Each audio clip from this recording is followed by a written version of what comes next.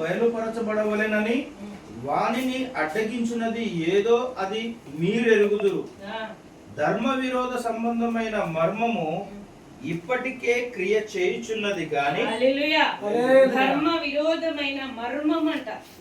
దేవునికి విరోధమైన చేసే ప్రతి కార్యం కూడా మర్మంగా ఇప్పటికీ పనిచేస్తుంది. ఎప్పటి నుండి అంటే సృష్టి ఆరంభం అవ్వక ముందు నుంచి ఇప్పటి వరకు ధర్మ విరోధమైన కార్యము జరుగుతూనే ఉంది.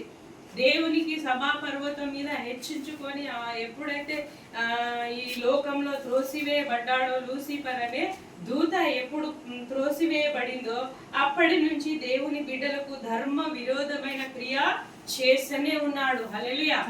ఆయన క్రియ, ఆయన చేసే క్రియ వలనే కదా దేవుడు ఆయన బలి అయ్యాడు కదా.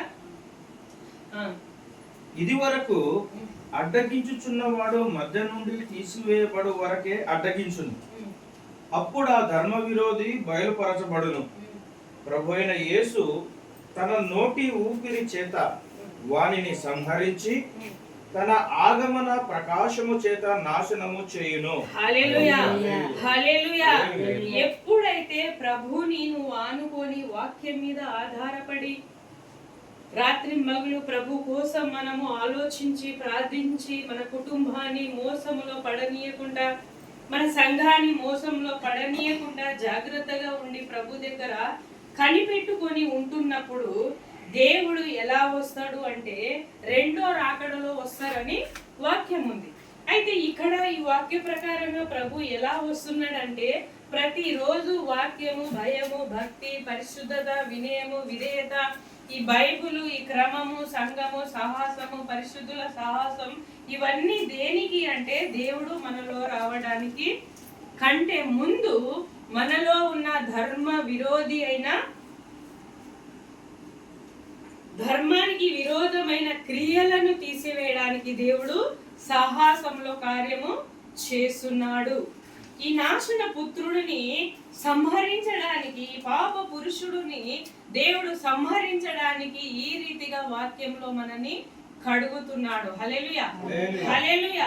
ఇవన్నీ మనం కడగక ముందు దేవుడు వచ్చిందంటే మనము తట్టుకోలేము. అందుకే ఈ ధర్మ విరోధి అయిన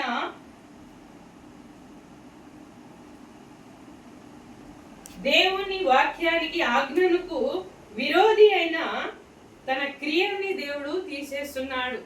అది అంటే ఆ పాపము, ఆ నాశన పుత్రుడు, ఆ ధర్మ విరోధి అయిన ఆ చెడ్డ క్రియలు ఎంత భయంకరంగా ఉంది, ఎంత బలంగా ఉంది, ఎంత స్వేచ్ఛగా ఉంది అంటే అది జరుగుతుంది కాబట్టి అపవాది కూడా, లూసిఫర్ దూత చెడ్డ కార్యాలన్నీ కూడా దేవాలయంలో కూర్చుండును, తన్ను తాను హెచ్చించుకున్నాడు. పరిశుద్ధుల మీద నేరం మోపుతూ ఉంటాడు, పరిశుద్ధులని భయపెట్టిస్తూ ఉంటారు. ఆ సమస్య, ఈ సమస్య, ఆలోచన, ఈ ఆలోచన, ఎక్కడో జరిగే విషయాలన్నీ చూపిస్తూ భయపెట్టిస్తూ ఉంటాడు. అది మనం జ్ఞాపకం చేసుకోవాలి. దేనికి అంటే ఈ పాప పురుషుడు, ధర్మ విరోధమైన క్రియలు నాలో ఉండొద్దు. యేసు రక్తంలో నేను కడగబడ్డాను, దేవుని ఆత్మతో నేను ప్రతిరోజు వాక్యము ద్వారా నింపబడుతున్నాను. నేను, నా కుటుంబం, నా సంఘము మోసపరచబడకూడదు అని దేవుని వాక్యాన్ని మనం గట్టిగా నమ్మినప్పుడు ఏమైతుందంటే అప్పుడు ఏం చేస్తాడు దేవుడు, ఎలా వస్తాడు అంటే 8వ వచనం చూద్దాం. 8వ వచనం.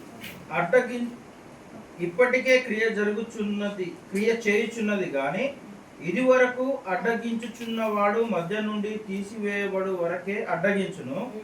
అప్పుడు ఆ ధర్మ విరోధి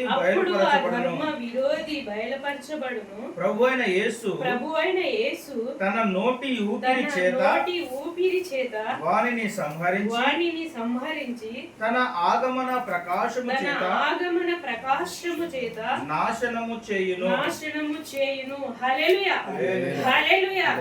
ఎప్పుడైతే సమస్త బాధల్లో, శ్రమలో, ఇరుకు, ఇబ్బందుల్లో, సంతోషంలో దేవుని వాక్యాన్ని, దేవుని మీద ఆధారపడి సంఘ సాహసంలో, సంఘ క్రమములో, పరిశుద్ధుల సాహసములో నువ్వు కరెక్ట్ ఉన్నప్పుడు ధర్మ విరోధి అప్పుడు బయలుపరచబడి దేవుడు